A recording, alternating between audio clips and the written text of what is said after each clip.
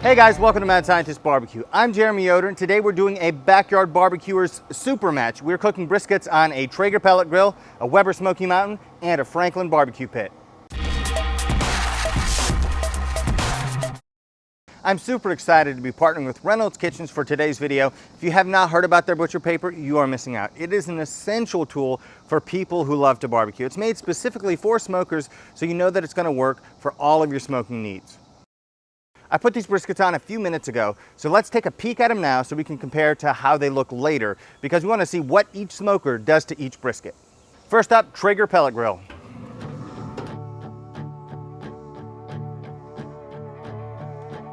Next, let's take a peek at the one in the Weber Smoky Mountain. Not a lot of extra space.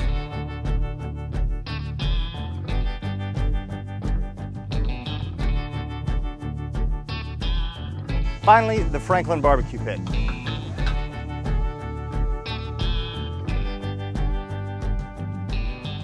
I thought about a number of different ways of doing this experiment. I thought, should I keep the temperature the same on all the pits? Should I use the same wood? How do I do it? And what I decided is, basically what I want to do is cook the very best brisket on each one of these smokers that I possibly can. And that involves cooking at different temperatures because each of these smokers uses a different fuel source. On the Traeger, I'm starting off at 200 degrees. On the Weber Smoky Mountain, 225, and on the Franklin pit, 275. You may also be asking, why did I choose these pits and not a Kamado Joe or whatever your favorite kind of pit is? The reason I chose these three is because they're really good representatives of the different kinds of combustion that people use to make barbecue. We have the Franklin pit where it burns only logs. We have the Weber Smoky Mountain where it's charcoal and wood chunks. And then we have pellets. So if you're thinking I should have included a Kamado or a gravity fed or a Camp Chef or a Pit Boss or fill in the blank smoker that you have, the reason I've chosen these is because they're really good representatives of what most people have in their backyard. So if you have a gravity fed pit, you're using charcoal and wood chunks. If you have a Camp Chef or a Pit Boss, you're using wood pellets. And if you have any kind of offset smoker, you're using wood logs as your fuel source. Now, I can't buy every single pit in the world, but my goal here is to figure out what are the biggest differences in flavor between each kind of combustion that's represented by each one of these three smokers. All right, so I want to break down how I'm going to do the pellet smoker here. So what I have it on right now is 165. So for the first 3 hours, I'm doing 165. I could even push that maybe to 4 hours because the thing you're fighting against when you're using a pellet smoker is smoke flavor. You're trying to get enough. People add smoke tubes, all kinds of stuff, but I'm trying to avoid doing any of that by doing 165, so lots of smoke. You can see it just kind of rolling out of the smoker. Obviously not very tight seals here. But if you do it that way, you get lots of smoke flavor, but you're not overcooking the brisket. So 165 for the first 3 hours, then I'm gonna bump it up to 200, which I'm gonna do right now. And at that point, I'm gonna look at starting to spray. So let's take a look at this brisket now. This is after 3 hours at 165, just trying to build in smoke flavor.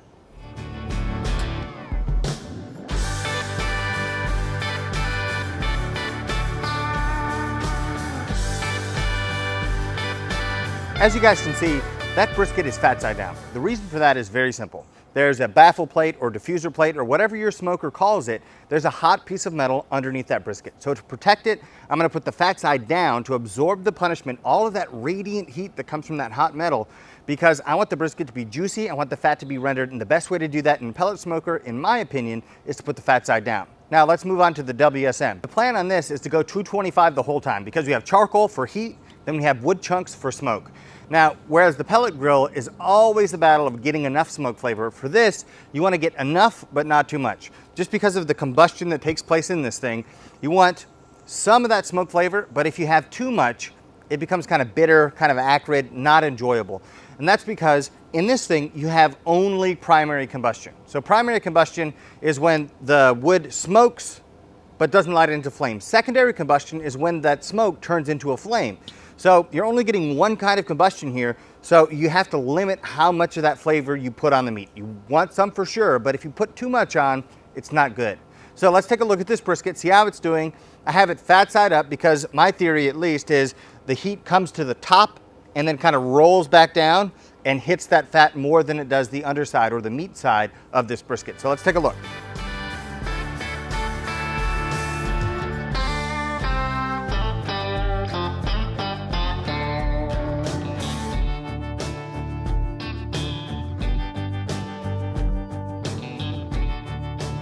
We bumped the Traeger up to 200. The Weber Smoky Mountain is going to stay at 225. And then right here we have the Franklin at 275. Now, caveat here, if you have a backyard smoker, 275 is probably the wrong temperature.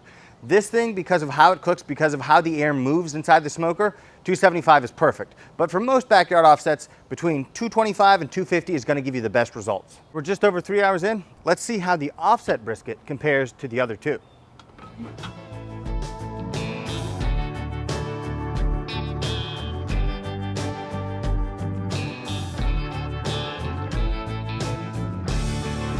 Lastly, let's check some temps. First Franklin, then Weber Smoky Mountain, then Traeger.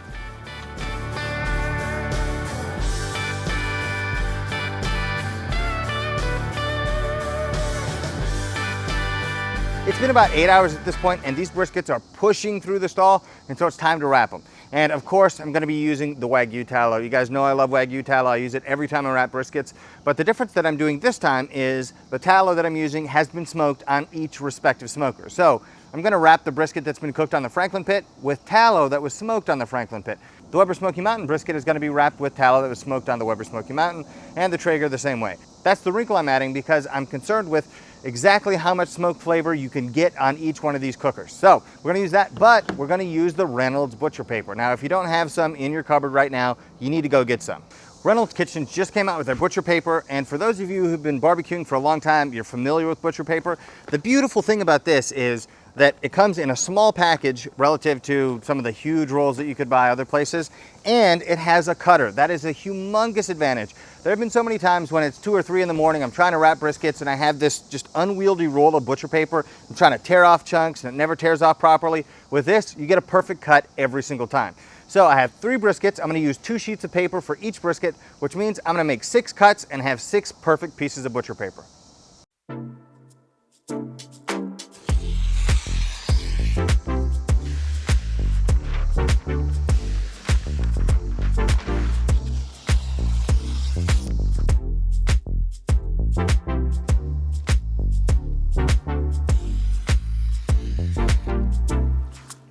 All of these briskets are ready to wrap. They're all about 170 degrees. So let's take a peek at each one. Then I'm gonna wrap them up. I'm gonna add the smoked beef tallow, and then I'm going to finish them to about 203 degrees, just whenever they feel right, usually about 203, maybe 200, maybe 205, 206, 207. But when it feels right, I'll pull them off, and then I'm gonna rest them overnight. To get the best results possible, that long rest is gonna be absolutely crucial. So I'm gonna rest them overnight, and I'll catch you guys back tomorrow morning when I do a blind taste test of each one of these.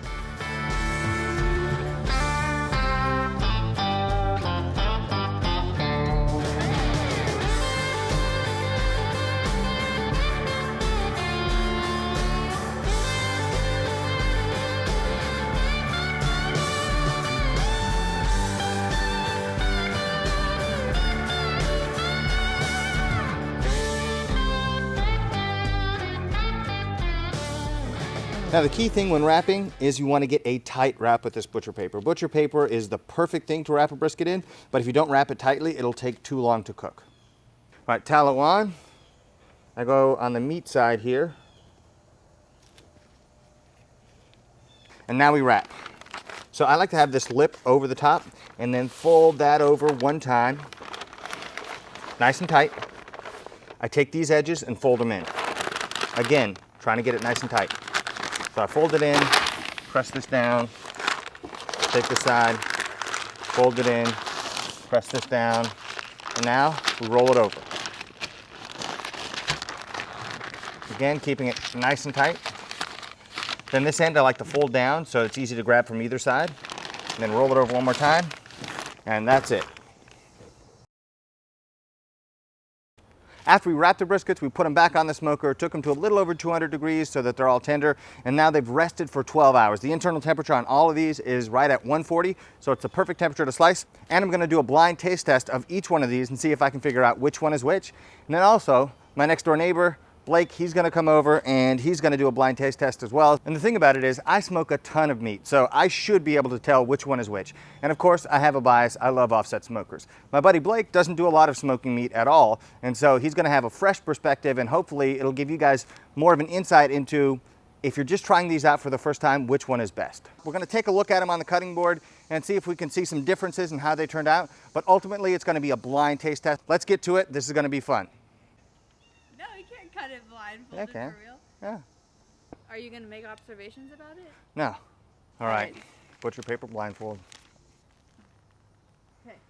All right. Wanna see? Okay, we're good. Okay. Am I standing in the right place? Yeah. Okay.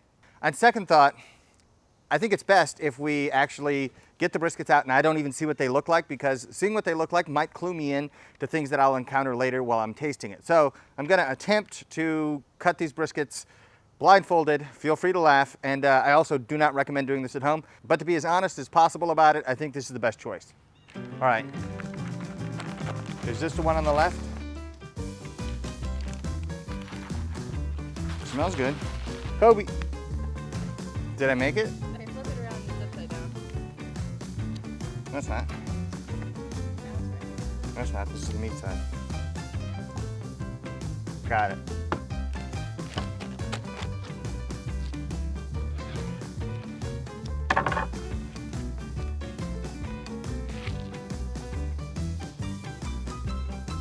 The flat. Paper plate. Are these slices even close to the right size?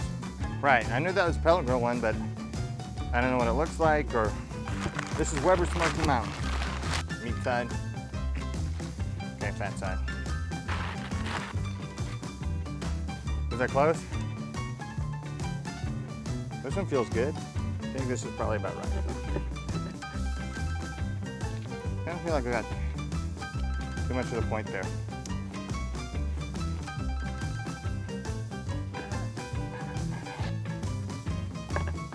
Okay. It's a boy. Thanks. Point, flat. Nailed it. Ooh, sticky. That's good. This is too big? Yeah. Oh, dang. It's like a steak.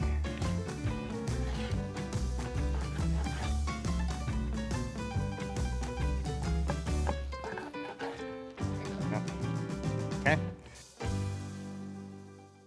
I'm gonna get sample one, right? I wanna taste a bite of the point and the flat. Okay, it's coming to your mouth. Okay. It's pretty good. Oh, very good. My guess, provisionally, is that it's the Weber Smoky Mountain. Open. This one, it's kind of got a little tangy taste to it. It's not bad. I'm thinking this is the pellet grill. And if I'm wrong on these, I'm gonna look so stupid. Oh, that's juicy. That's pretty good, but I'm thinking that's the pellet grill. Nobody would ever eat that and think, oh, that doesn't have any smoke. Okay, flat of sample 3. Open your mouth. Dang. Now I'm questioning things. I think this is the pellet grill. All right, open your mouth. This has got to be the pellet grill.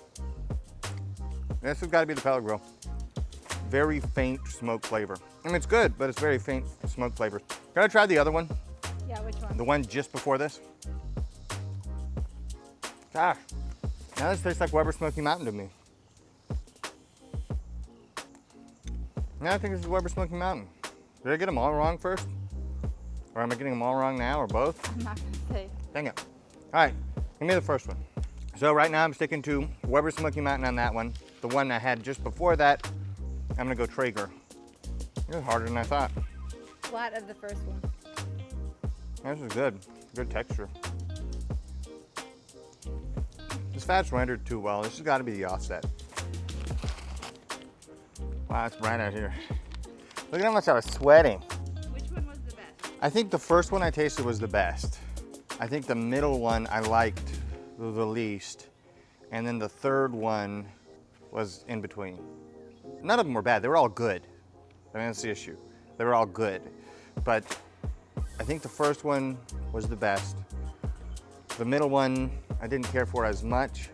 And then the third one was pretty good. It just needed more smoke flavor. I tell you what they were. Yeah, did I get them all wrong? Oh, so what are your guesses?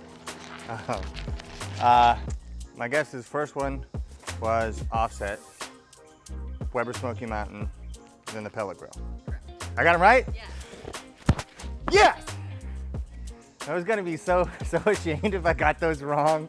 Oh my goodness. I was genuinely super nervous. So it's like nobody's gonna trust me about anything anymore if I get these wrong.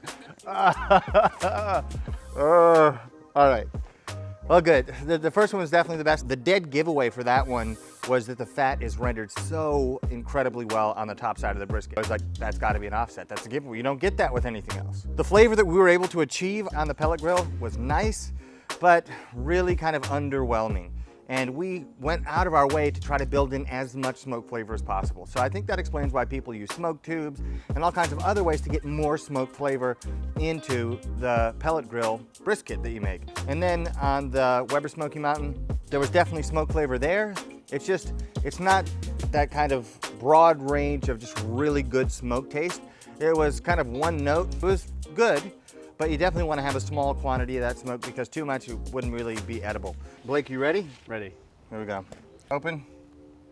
Sample one. Good?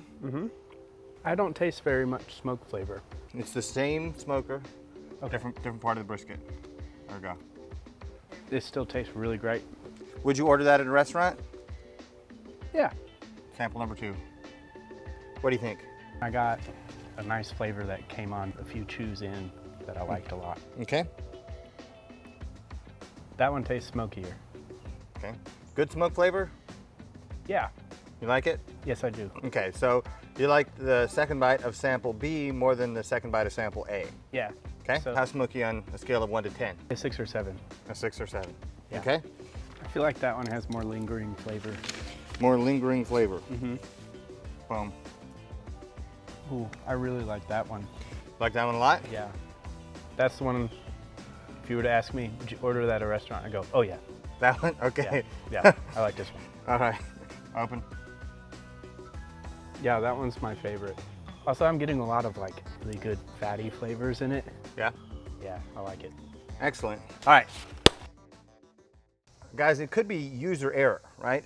I have way more experience with an offset than I do with a pellet grill or a Weber Smoky Mountain. I have quite a bit of experience with each of them, but if we're talking about the number of hours I've spent cooking food, you know, we're talking many thousands of hours with an offset, and we're talking, you know, 50 or 60 with each of these. But it is clear that the offset has more flavor in terms of smoke, and it renders the fat really, really well. I love both of those things. The Weber Smoky Mountain gets great color. The pellet grill is tremendously easy to use. I think they're all good, but if I'm gonna take time to barbecue something and I really wanna impress people, I'm just gonna use an offset. I enjoy the process, I enjoy the product, and for me, it's the winner in this test. We're gonna do rapid fire here with Erica. She has filmed me cook a lot of briskets. I'm dizzy. You're dizzy? Yeah, that's okay. Keep going. Okay. Well, she's seen me film, well, no, she's filmed me cooking a lot of briskets, and we wanna see if she's developed expertise in brisket as a result. I hope I get these right. I hope you do too. There you go. 1 to 10, how smoky? 1. 1? 1 in terms of, wow, okay. Okay. Somebody has high standards. It's been spoiled, so you wouldn't really want to order that? No. Okay, ready? Sample 2. There you go. The fat's really good. Good? Okay, there's definitely more smoke flavor on that one, but not a ton more. A little bit more? On a scale of 1 to 10, how smoky? 3. 3? All right. Is that the worst, best, in the middle? It's the best. This one's probably a 7 or 8. In Or terms no, of a smoky? 9. A 9 in terms of smokiness? So you went 1, Good. 3, 9. Okay, so if you're choosing one, which one are you choosing? 1, 2, or 3? That 3. The last one? Yeah. Okay. All right. So what order do you think you got them in? Traeger, Weber, Franklin. Congratulations. Really? Wow, yeah. I'm impressed. That's Excellent. It's my wife. It's my wife. She got them all Yes. right. Nice job. Thank you. I'm impressed. Really? Genuinely, yeah. You just nailed them. Once you have good barbecue cooked on an offset, you realize that there's no replacement for a real fire. Even though it's more work, even though you have to chop wood, even though I banged up my hand chopping wood yesterday, it's all worth it when the product is that much better. Finally, I want to thank Reynolds Kitchens once again for sponsoring this video. If you guys haven't gotten their butcher paper, go check it out. It's in stores, it's on Amazon. I'll put a link in the description.